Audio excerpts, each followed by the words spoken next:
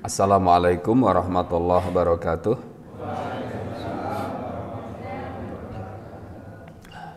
Bismillah, alhamdulillah, wassalatu wassalamu ala rasulillah, la hawla wa la quwata illa billah. Pangapunten Bapak Ibu jamaah sekalian, menika Hammam Warsito.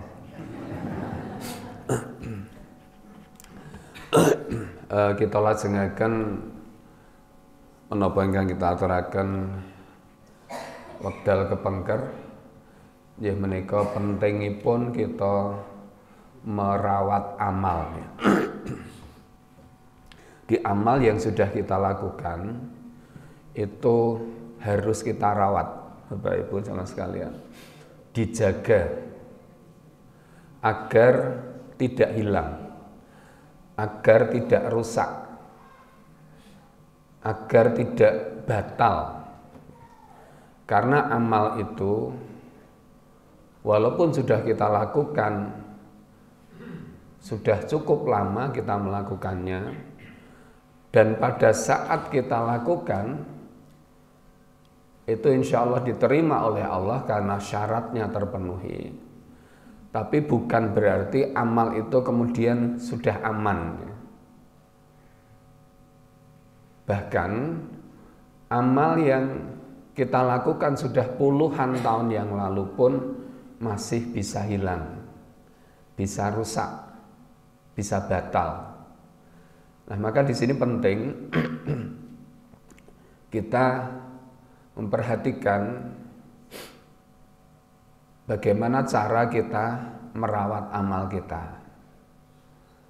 Ya, tidak berbeda dengan ketika Bapak Ibu merawat barang antik misalnya, merawat tanaman, merawat bunga dan sebagainya. Tentu harus paham betul dengan hal-hal yang bisa merusaknya. Ketika Bapak Ibu merawat bunga, tahu betul hama yang bisa merusakkan. Merawat tanaman cabai misalnya, tomat dan sebagainya, juga paham hal-hal yang bisa merusak menjadi hama, penyakit, sehingga tanaman itu bisa rusak, bisa layu, mati dan seterusnya. Jamaah sekalian, kajian menjelang buka saat itu sudah kita sampaikan secara hitung-hitungan harusnya amal baik kita itu jauh lebih besar, jauh lebih banyak, dan kalau ditimbang jauh lebih berat dibanding amal keburukan kita. Dan kita akan menjadi orang yang beruntung. Bagaimana diterangkan di dalam surat Al-Qari'ah, bahwa orang-orang yang timbangan amal baiknya lebih berat, maka dia beruntung, insya Allah masuk surga. Dan barang siapa yang timbangan amal buruknya yang lebih berat, maka fa ummuhu hawiyah, di tempat kembalinya adalah neraka. Naudzubillah. Jemaah sekalian, di dalam sebuah hadis diterangkan oleh Rasulullah bahwa ketika seseorang punya niat buruk tetapi belum dilakukan, maka belum dicatat. Dicatat sebagai keburukan ketika sudah dilakukan. Bahkan niat buruk yang tidak jadi dilakukan karena aku, kata Allah, maka catatlah sebagai satu kebaikan. Niat buruk mboten sida dilakoni, dan itu diambil keputusan itu karena Allah, maka itu menjadi amal kebaikan. Belum dilakukan ya, tidak jadi dilakukan, tapi ada catatan hal itu disebabkan karena Allah. Terus nek tidak dilakukan krana konangan sing duwe niku beda. punya niat buruk, ora sida tak lakoni mergo ana sing duwe, ana sing tunggu. Nah, itu tidak menjadi amal kebaikan. Kemudian ketika seseorang berniat baik, kata Allah, maka catatlah sebagai satu kebaikan. Dan kalau kemudian dilakukan niat baiknya itu, maka catatlah dengan 10 kebaikan semisal sampai dengan 700 kali. Maka sekali lagi hitung-hitungan, harusnya amal kita itu, amal baik kita itu lebih berat, lebih banyak. Tetapi kenyataannya tidak seperti itu. Tidak semua orang kemudian ketika amalnya ditimbang itu pasti lebih berat yang baik, tidak mesti. Apa sebabnya, jemaah sekalian? Keterangan-keterangan di dalam Al-Quran maupun Al-Hadis, antara lain penyebabnya adalah bahwa amal itu, amal kebaikan kita itu bisa hilang, bisa batal. Kemudian yang kedua, amal kebaikan kita itu bisa ditolak oleh Allah. Jadi ada yang sudah diterima tapi kemudian hilang, rusak. Ada yang benar-benar tidak diterima oleh Allah. Bahkan ada amal kebaikan kita itu yang kemudian diganti, ditukar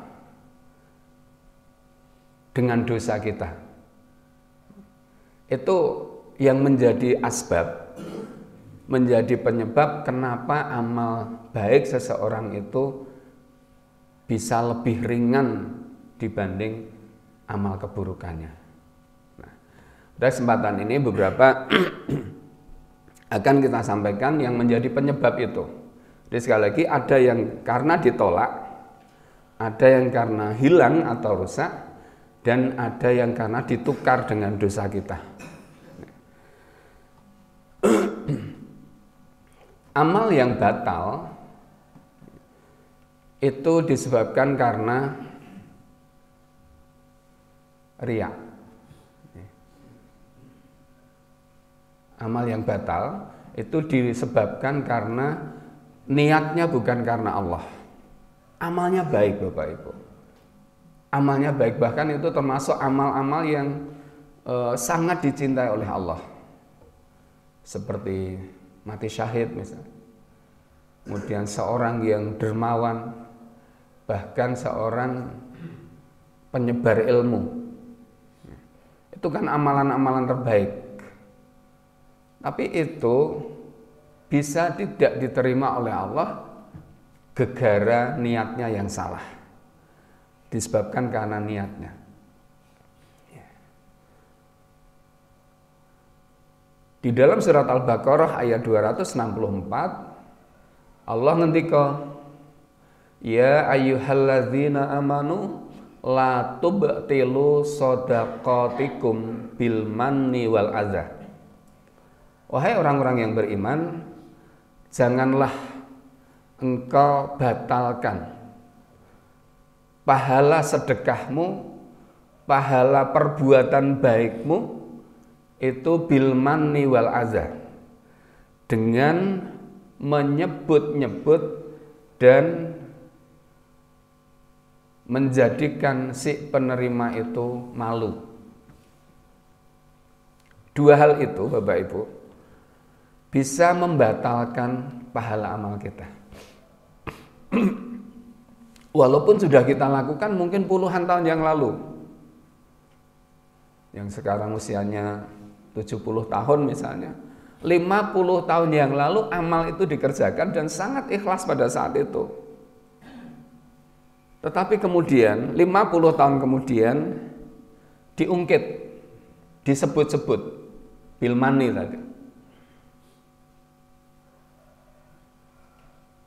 Misalnya, dan itu sangat berpotensi muncul loh Bapak Ibu ya. Misalnya saya ada tamu teman SD dulu yang sudah 40 tahun nggak ketemu. dan silaturahmi ke Padasan, melihat perkembangan Padasan seperti ini, dia mungkin kagum. Terus saya nanggapi, oh Mas, alhamdulillah tenan Padasan ya iki maju banget. Ya iki upama aku ra ning kene ngono mbuh kok misalnya. Nah, jadi membanggakan apa yang pernah saya lakukan misalnya. Maka saat itu Bapak Ibu, amal kita sangat mungkin batal. Karena kita pamerkan kepada manusia, kita sum'ah, kita perdengarkan yang sesungguhnya orang lain tidak mendengar pun tidak apa-apa. Kalaupun kemudian mendengar dari orang lain itu beda, bukan dari diri kita.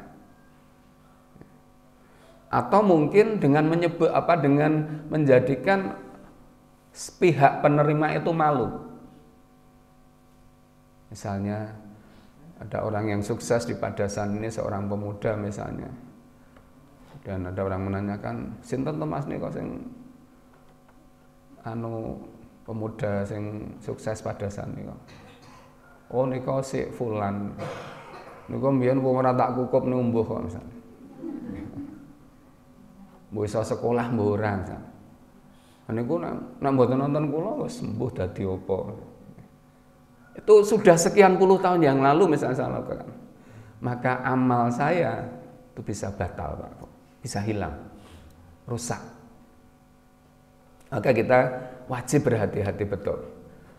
Dan nafsu kita mengungkapkan, mengungkit, menyebut-nyebut prestasi kita itu sangat besar Bapak Ibu, luar biasa. Karena pada dasarnya setiap orang itu senang kalau dipuji.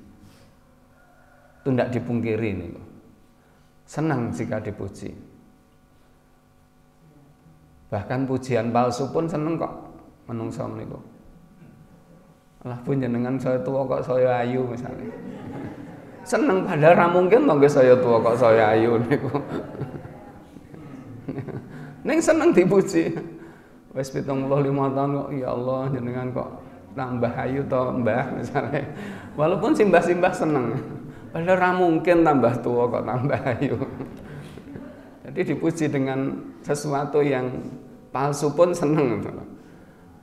Nah, kita seperti itu Bapak Ibu. Maka kita wajib berhati-hati. Nah, kemudian yang kedua, amal kita itu wajib dijaga, dirawat agar tidak hilang, tidak habis, disebabkan ada amal seseorang itu yang habis sebanyak apapun oleh dosanya yang belum diselesaikan ketika masih hidup. Dalam sebuah hadis itu diterangkan oleh Rasulullah, Nabi bertanya, wahai sahabat-sahabatku, tahukah kalian apa yang disebut dengan muflis itu? Muflis ya. Muflis itu orang yang bangkrut. Maka para sahabat menjawab, di kalangan kami ya Rasulullah, orang yang bangkrut adalah mereka yang tidak punya dinar dan dirham, serta yang lain-lain. Artinya, persepsi para sahabat pun saat itu, sing diarani wong bangkrut niku ya wong sing ra duwe apa-apa niku. Ra ndek duit, ra ndek bondo, ndak punya aset apapun, niku bangkrut. Maka Nabi kemudian ngendika menjelaskan, sesungguhnya orang yang bangkrut, muflis, adalah orang yang datang pada hari kiamat dengan membawa pahala sholat, pahala puasa, pahala zakat, haji dan seterusnya. Artinya banyak pahala yang dibawa. Dan juga membawa dosa. Karena menyakiti orang lain, karena menzalimi, karena memfitnah dan sebagainya. Nah, kemudian kebaikan pahala yang dibawa oleh orang itu maka digunakan untuk mengganti, untuk menukar atas dosa-dosa yang dilakukan kepada orang yang dizalimi, yang disakiti, yang difitnah, yang dighibah dan sebagainya. Sampai kemudian amal kebaikannya habis. Amal kebaikannya habis. Dan dosanya masih. Amal baiknya entek nggo ngijoli, ning dosane rung rampung. Masih. Maka kemudian dosa orang yang dizalimi itu, yang disakiti, yang difitnah, yang digunjing, dighibah, itu ditimpakan kepada orang tersebut. Inilah muflis. Inilah orang yang bangkrut, Bapak Ibu. Padahal sangune kathah niku. Jadi ketika meninggal dia membawa pahala yang besar, yang banyak. Tapi bisa habis bahkan bangkrut. Na'udzubillah, Pak. Bisa bangkrut. Dan potensi itu besar ya. Potensi seperti itu besar. Maka apa pesan dari hadis itu? Kita harus menyelesaikan urusan-urusan kita kepada sesama selama kita masih hidup ini. Kemudian tentu yang kedua, kita jaga jangan bermasalah kepada orang lain, jangan membuat ulah, menzalimi, menyakiti, memfitnah dan sebagainya, mengambil hak-haknya dan seterusnya. Kita upayakan, kita jaga. Ini hal yang bukan hal yang ringan, bukan hal yang sepele, Bapak Ibu. Kemudian ada riwayat yang lain yang menjelaskan bahwa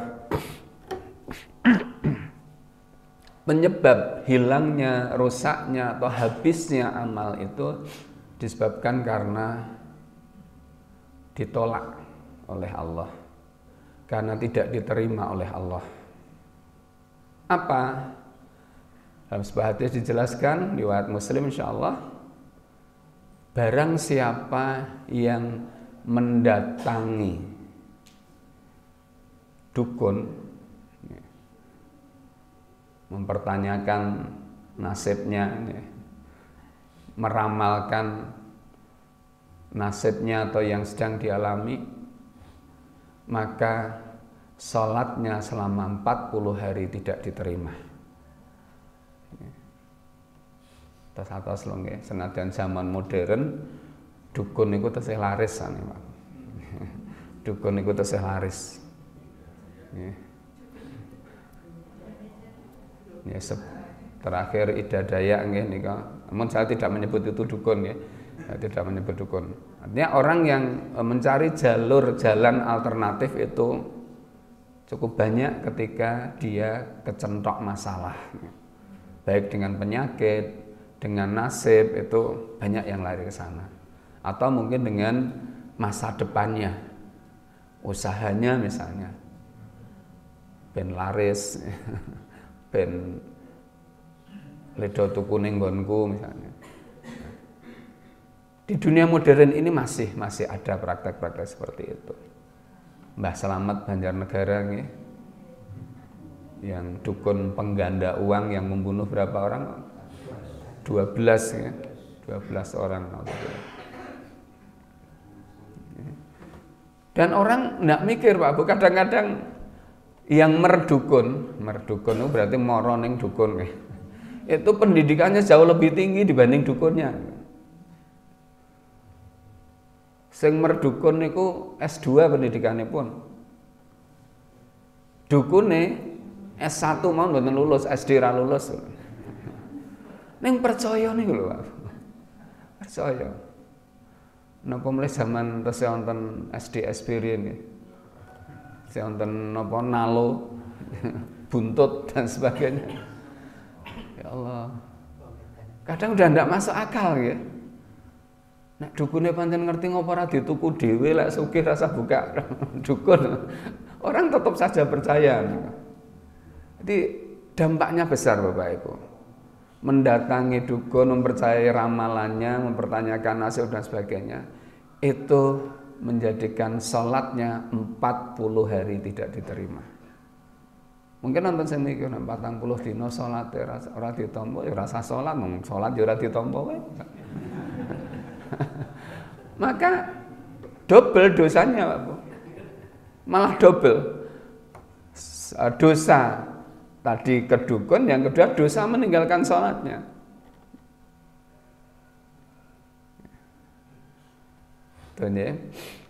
Kemudian ada lagi yang dijelaskan oleh Rasulullah yang sholatnya tidak sampai, bahkan dikatakan dalam hadis itu tidak melampaui kepalanya, untuk menggambarkan bahwa itu benar-benar namanya ekstrim itu.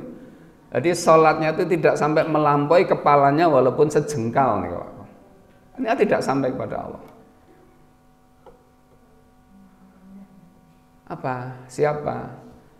Salah satunya Akun, seorang anak yang durhaka kepada orang tuanya. Itu sholatnya tidak diterima. Bahkan dikatakan baik amal wajib maupun sunatnya tidak diterima. Naudzubillah. Maka monggo Bapak Ibu yang masih kagungan tiang sepuh itu benar-benar dijaga hubungan dengan orang tua. Ini sangat riskan ya. Kalau kita bisa memanfaatkan peluang potensi ketika merawat orang tua, menemani orang tua, lebih-lebih ketika sudah sepuh, itu kan jalan ke surga yang sangat-sangat lapang. Yang dibutuhkan kesabaran betul. Saya sepuh sing dimong kudu luwih sabar. Kudu atine segara ususe rau atau dawa ususipun. Sabar. Sabar. Ini peluang jalan terbesar. Sebagaimana di awal-awal bahkan kajian menjelang Ramadan dulu disampaikan. Kalau ada anak yang masih mendapati kedua orang tuanya atau salah satu dari keduanya dalam keadaan orang tuanya sudah lanjut ya, kok tidak bisa masuk surga, maka anak ini termasuk anak yang celaka. Diberi peluang, diberi kesempatan untuk itu. Maka bersyukur panjenengan ingkang tasih diparingi kesempatan dening Allah untuk merawat, untuk menemani, mendampingi orang tua. Yang sudah tidak mungkin ontone hanya menyesal. Kenapa saya dulu waktu diberi kesempatan tidak tak lakukan. Dan kroso Pak Bu, ketika sudah tidak ada orang tua, napa mulai nek bodoh, kroso betul itu. Kemudian yang bisa menjadikan amal kita tidak diterima, hati-hati niki nggih. Seorang istri yang tidur sementara suaminya marah, tidak ridho, ya disebabkan karena mungkin perbuatan istrinya.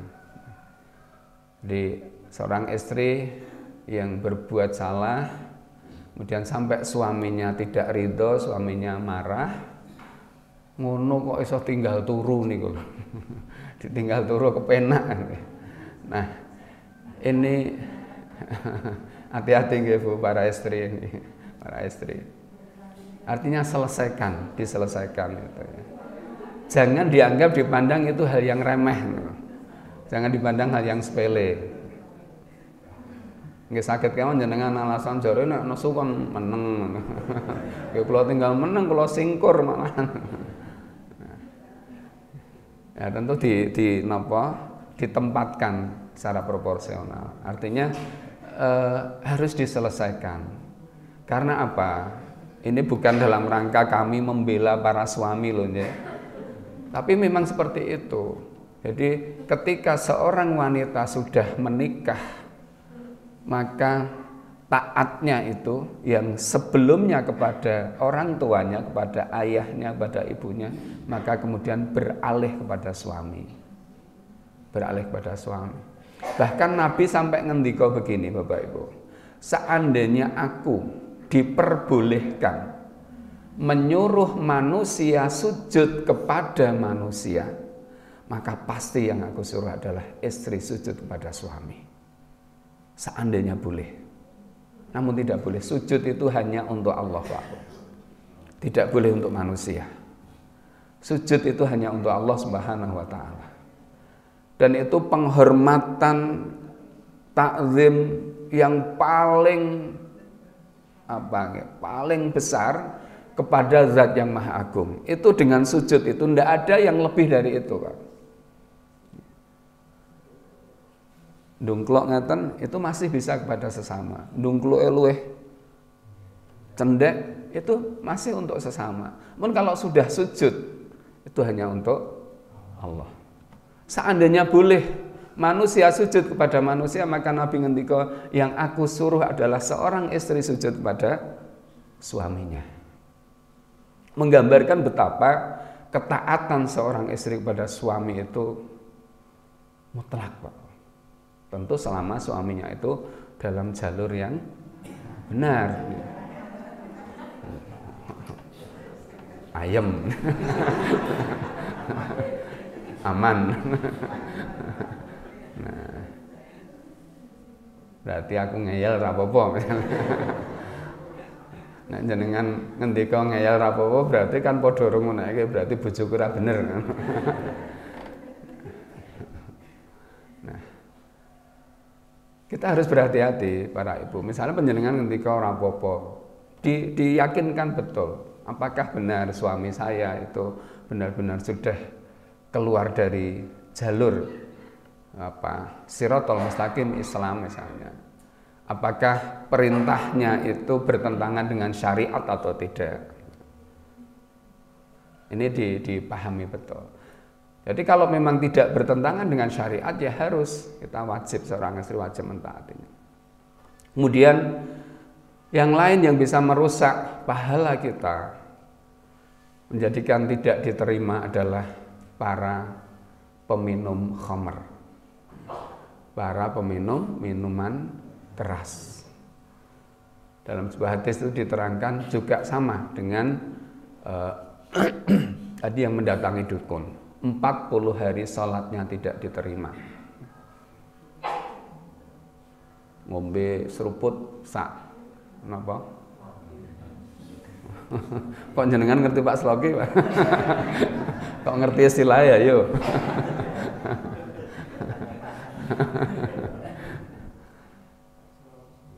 Menika menjadikan sholatnya selama 40 hari tidak diterima. Dan kita tidak boleh alasan adem-adem ben semangat misalnya. Meng sithik ra apa-apa. Sing haram ki rak nek marahi mabuk, aku sak gelas ora mabuk kok. Karena yang banyaknya haram, maka yang sedikitnya pun juga haram. Kaidahipun ngaten. Yang banyaknya haram, maka yang sedikitnya pun juga haram. Kalau kemudian peminum khamr itu bertobat, maka diterima tobatnya. Kemudian dia mengulangi, bertobat diterima sampai 3 kali. Dalam hadis itu dikatakan kalau kemudian yang keempat, maka Nabi ngendika Allah sudah tidak menerima tobatnya. Insyaallah kita ndak ada nggih. Insyaallah kita jaga betul. Nah, zaman biyen mungkin karena belum paham, banyak orang tua niku do nyediake anggur cap orang tua juga. Ben sesuk le macul mempeng iso. Nah, sama sekalian Allah, itu beberapa hal insyaallah masih banyak, nanti kita sambung di kesempatan lain. Mudah-mudahan kita terjaga dari hal-hal yang bisa merusak, menghilangkan, membatalkan dan menjadikan diri kita bangkrut, sehingga amal-amal saleh kita, amal-amal kebaikan kita habis. Semoga bermanfaat dan semoga Allah menjaga kita dan kita jaga agama Allah dengan sebaik-baiknya. Mari kita akhiri dengan hamdalah. Alhamdulillahirabbil alamin. Subhanakallahumma wa bihamdika Asyhadu an la ilaha illa anta astaghfiruka wa atubu ilaik. Assalamualaikum warahmatullahi wabarakatuh.